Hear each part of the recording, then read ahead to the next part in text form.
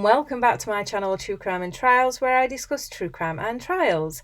My name's Lindsay and I'm back with more Durst trial witnesses, and next up is Tom Bevel. Now, he is a crime scene reconstruction specialist and was involved in the Galveston trial. In this trial, he was sent the wallboard, baseboard and frame of the doorway that had bloodstains on it, and a rough diagram of where this will have come from. He was asked at the time of the Galveston trial what could have caused the type of blood spatter that was on these items, and at the time he said a high velocity impact that was on these items. It was a high velocity impact incident that would have caused this blood spatter, and he confirms it was something like a gunshot, which it was. That was the only question he was asked for to look into at the trial. And you can see in this next picture a close-up picture of the items and where Tom circled each of the suspected blood stains.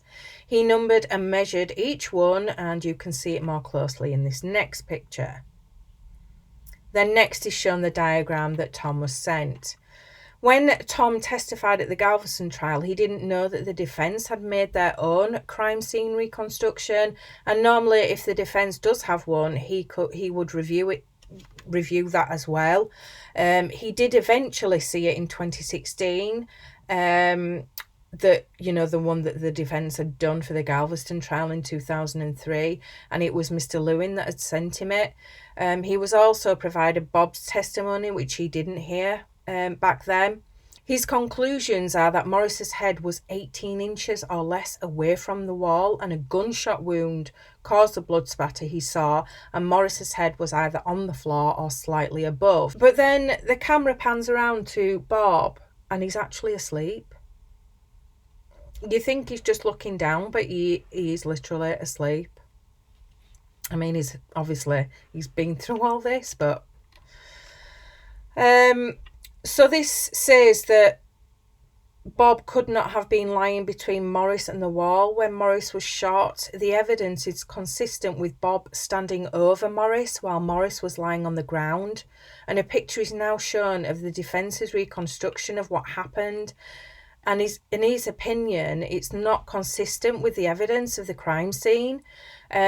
Tom then shows on the next photograph, which is the defence's reconstruction, how wrong basically it is, because as you can see from where the blood spatter picture is, Bob and Morris are in the wrong position.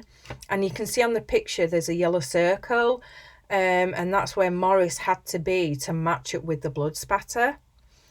And as he points out, if the shooting had happened the way the defence says it did, then the gun would have had blood spatter on it, which it didn't.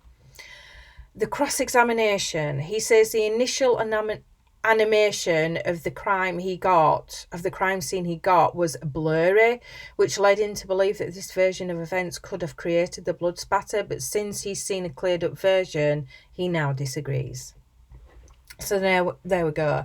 It's all, the state trying to disprove everything, and although he's been found not guilty, the version of events is being disproven, and the fact that Bob could possibly have got rid of another witness that could have spoken out against him. So this is why we're going, even though this trial's about the Susan Berman murder, they're going through all this to try and, show that Bob, he's getting rid of everyone that could have, outed Bob and said a lot of damaging things about him. So there we go. I think I've got another 2 witnesses to watch, and then I am caught up. So I'll be back with those in a few days or so. So until then, bye for now.